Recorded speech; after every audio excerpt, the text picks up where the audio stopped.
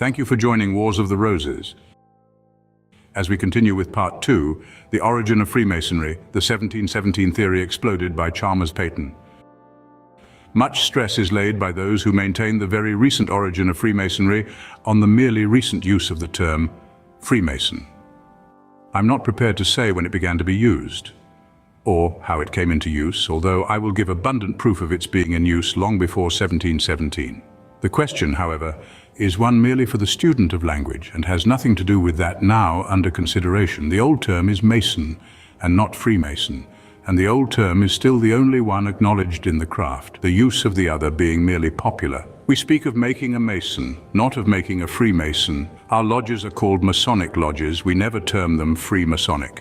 The argument derived from the use of this term Freemason is of no value whatever. Nor is it of any consequence to show that the Masons of England, Scotland and other countries were in some respects a guild or operative craft like other guilds.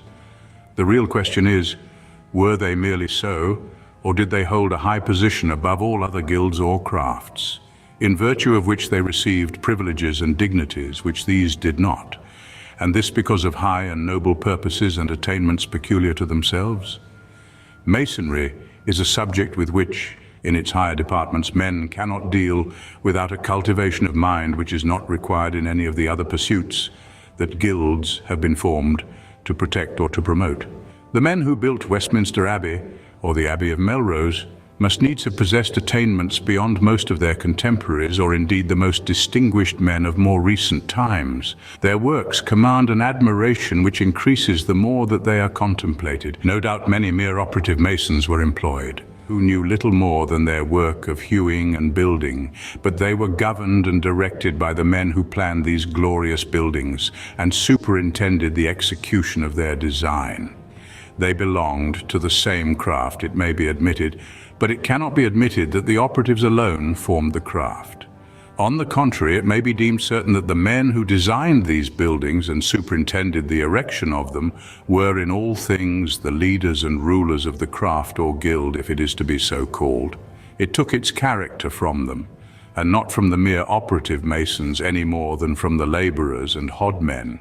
On account of the peculiar nature of the Masonic craft and the purposes which it aimed at, it obtained the patronage and support of kings, princes, nobles and eminent churchmen, who were glad to become connected with it and to learn something of what it had to teach. If we look at the history of Masonry, we find some of the Saxon and early Norman kings of England mentioned as eminent patrons of the craft, and in the beginning of the reign of Edward I, AD 1272, we find the care of the Masons in England to have been entrusted to Walter Gifford, Archbishop of York, Gilbert de Clare, Earl of Gloucester, and Ralph, Lord of Mount Humor, the progenitor of the family of Montague, who superintended the completion of Westminster Abbey, which had been begun in 1220 during the minority of Henry III, Preston's Illustrations of Masonry, pages 135 and 136. Are these historical records to be set aside as utterly fabulous and the invention of a recent time? We must see some reason for adopting this opinion before we do adopt it, and no reason is yet forthcoming. We are also told that Edward III was a distinguished patron of Masonry and encourager of learning. He is said to have revised the ancient charges and to have added to the old code of laws.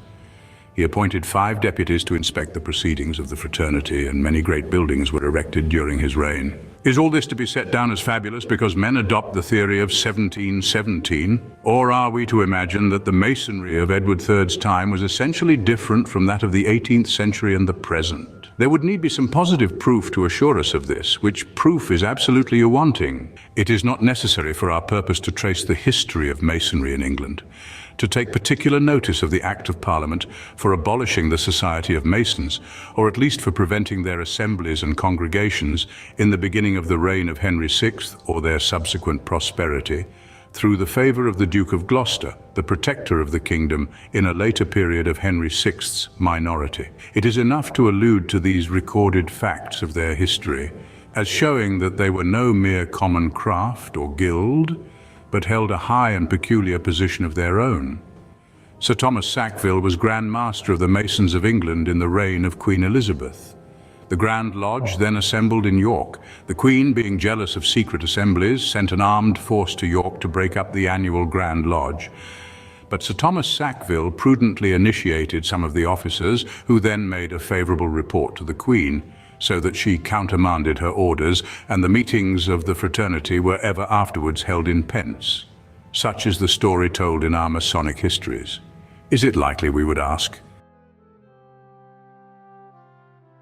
that the whole story is a fable, a mere lie invented in a subsequent age? If not, it affords us proof of the existence of a Masonic body, not entirely composed of operative Masons long before the beginning of the 18th century.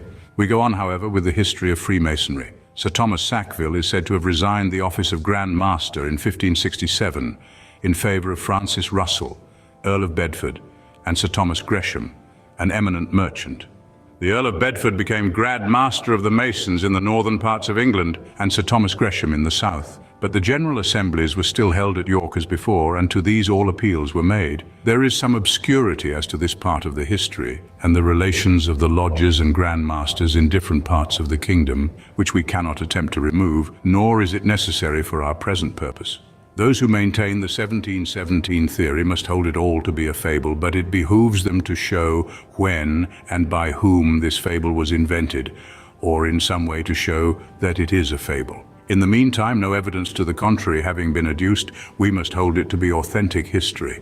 In like manner, we deem it true, as is asserted in our best Masonic histories, that the celebrated architect Inigo Jones was nominated Grand Master of England by James I and was succeeded by the Earl of Pembroke in 1618. We deem it needless to trace this history further. Enough has been stated to show how high a position the Masonic body held in England from a very early period down to the days of modern civilization. Now we turn to Scotland, and without going back to the days when Melrose Abbey and the Cathedral of Glasgow were built, we begin with the historic statement that in the reign of James II, the office of Grand Master was granted by the King to William St. Clair of Roslin, Earl of Orkney and Caithness, one of the greatest nobles of the kingdom, and the founder of the exquisitely beautiful chapel of Roslin. The office was made hereditary to his successors, Lairds of Roslin, and was accordingly held by the St. Clairs of Roslin till 1736, when it was resigned by William St. Clair of Roslin, in order to the formation of a Grand Lodge of Scotland, with the right of electing its own Grand Master. The Earl of Orkney, to whom the grant was made by James II, held his earldom, then dependent on the crown of Norway, and not of Scotland, in virtue of his marriage with an heiress of the former Earl of Orkney. James II created him Earl of Caithness, but the estates of Roslin were better than all his other estates, and accordingly, as his successors, the St. Clairs of Roslin afterwards maintained, he bestowed them by his will on his eldest son, leaving to a younger son the earldom of Caithness. The Caithness family have, however, always disputed this, maintaining that the earldom of Caithness was inherited by the eldest son. It is not necessary for us to enter into this question. There is no doubt that, at that date, earldoms as well as lairdships were often disposed of by will without that absolute regard to primogeniture which the law now requires. Be this as it may, the inheritance of the Grand Mastership of Masons was connected with the possession of the barony of Roslin and was held by the St. Clairs of Roslin for several generations. The original charter granting this office is not extant, having been destroyed by fire in the castle of Roslin with other charters of the family, as we learn from a charter granted evidently in the reign of James VI of Scotland, and probably after his accession to the throne of England, although it is without date. A copy of this charter is to be found in the Advocates' Library of Edinburgh, in the manuscripts compiled by Father Augustine Hay, a Roman Catholic priest, about the year 1700.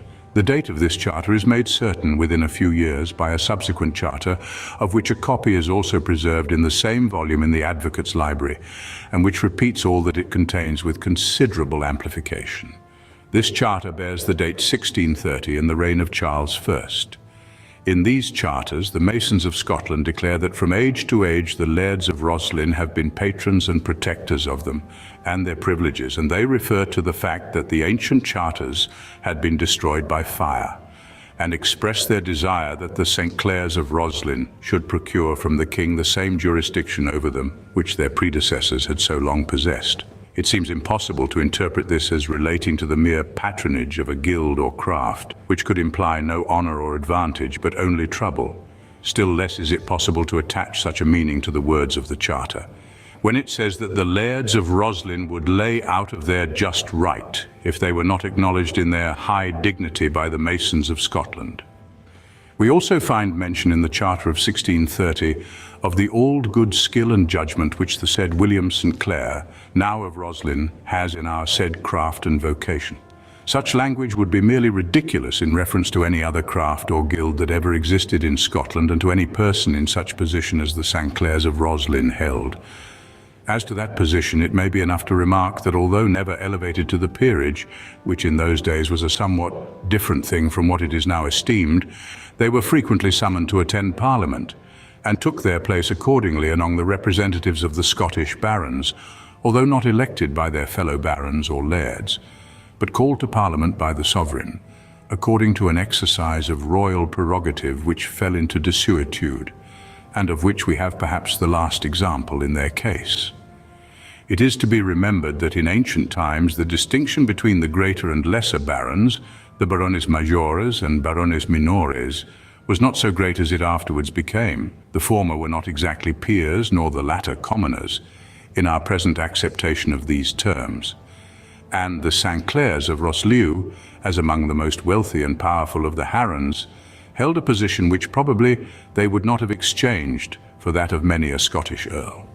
The question may here be asked, and it is one to which those who maintain that Masonry was a mere common craft or guild till the 17th or till the beginning of the 18th century are surely bound to find an answer. What other craft or guild was patronized in a similar manner, or had at its head any of the great nobles either of England or Scotland? Was there ever an Earl of Mar, or an Earl of Murray, or an Earl of Buchan, or a laird of high distinction, or any person whatever of high distinction, appointed by the sovereign, or appointed in any way to be at the head of the tailors or the cordwainers, or any of the other merely operative crafts? Until this question is answered in the affirmative, we must hold that there was a wide and essential difference between these crafts and that of the Masons, not only in the nature of the work done by the mere operatives, but in the position which the craft held and the honor of being connected with it. There is another consideration which it seems proper to bring forward as of itself sufficient to refute the 1717 theory, and it is to be borne in mind that the argument which it suggests is altogether distinct from and independent of any which has yet been used. If Desaguliers and others, in the beginning of the 18th century, in 1717, or any other year, invented and palmed upon their fellowmen the system which is now called Masonry or Freemasonry, pretending it to be of high antiquity, why did they make choice of the Masonic craft as that to which to attach themselves and their new system? There must have been some reason for the choice. It may safely be said that when we seek a probable reason for it, we shall find it exactly such as will make it seem highly probable that they found in that craft a system already in existence, which attracted their admiration and which they deemed worthy of being wrought out to greater perfection. On this supposition, all is simple and capable of easy explanation, but on any other, an explanation will be hard to find. Again, let it be asked, how if Desaguliers and one or two others along with him invented the present system of Freemasonry about the year 1717, they found so many of their contemporaries willing to join them, to accept the new system and to accept it as ancient? Here we have another argument not easily to be refuted in favor of an antiquity of Freemasonry, at least greater than the date so arbitrarily assigned to it. If Desaguliers and his associates had been guilty of imposture, can it be conceived that they would have been thus successful? Would the imposture not at once have been detected and exposed? Now, so far was this from being the case that when the Grand Lodge of England was founded in 1717, many noblemen of the highest rank and many other persons of the greatest distinction speedily joined it. Were they all utterly deluded, or did they join in a conspiracy to pass off upon mankind a newly invented system as one of venerable antiquity? Neither supposition is easily made, but the advocates of the 1717 theory must take their choice of the one or the other. It may well be supposed that in putting forth their theory they have not considered this. But that this necessity is involved in the theory, it would not be easy for them to deny. It reduces their position to one of absolute absurdity. It is proper that we should look a little more closely to the circumstances which attended the foundation of the Grand Lodge of England. Masonry, it is admitted by all who believe in its existence from a much more ancient period, was in a very low state in England and throughout the world in the end of the 17th and beginning of the 18th century. But Dr. Desaguliers, Dr. Anderson and others, about the end of the year 1716 or the beginning of 1717, took steps for its revival. There were 4 lodges of Masons in London, and at the instigation of these brethren, the 4 lodges met together at the Apple Tree Tavern in Charles Street, Covent Garden. And having voted the oldest Master Mason then present into the chair, they constituted themselves a Grand Lodge, pro tempore, in due form, and forthwith revived the quarterly communications of the officers of the lodges, resolved to hold the annual assembly and feast, and then to choose a Grand Master among themselves, till they should have the honor of a noble brother at their head. Thus the original steps taken for the foundation of the Grand Lodge of England are stated, and there seems to be no reason to doubt the historic accuracy of the statement, which has never, indeed that I am aware of, been called in question. Amongst our modern writers, we find Findle contending for the modern origin of Freemasonry and rejecting, with much show of research and learning, the idea of its high antiquity. Others have adopted the same views, and without any show of research or learning, reiterate their assertions and express contempt for every opposing argument.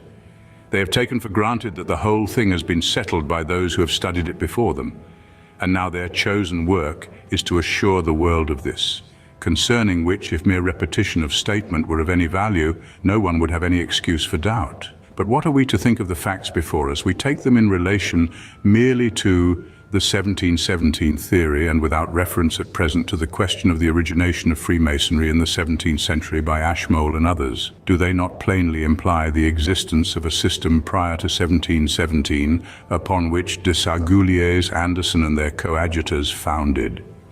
What were these 4 lodges of the existence of which these pretended framers of modern Freemasonry took advantage?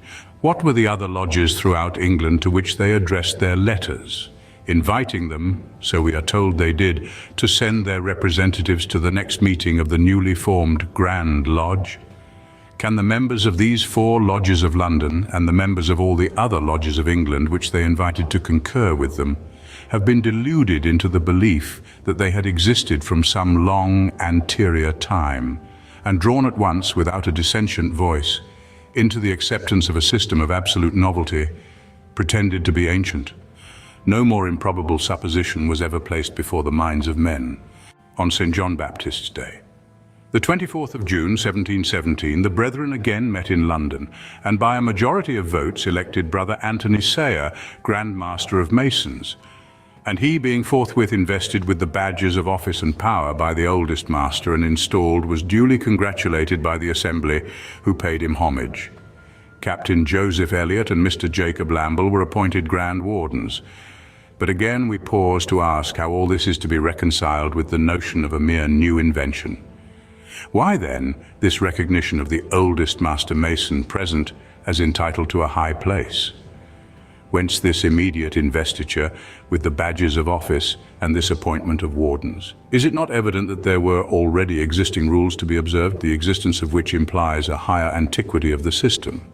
We may say with confidence that the whole history of the steps taken in 1717 affords proof of the existence of a system of Masonry anterior to that date, a system acknowledged to have been handed down from more early times. There is nothing in it which corresponds with the notion of a newly invented system, but on the contrary, it assumes the system to be already in existence. Thank you for watching, and please don't forget to share, like, subscribe and comment, and if you can, please consider donating to Wars of the Roses. Links to PayPal and Patreon are in the description. Thank you so very much.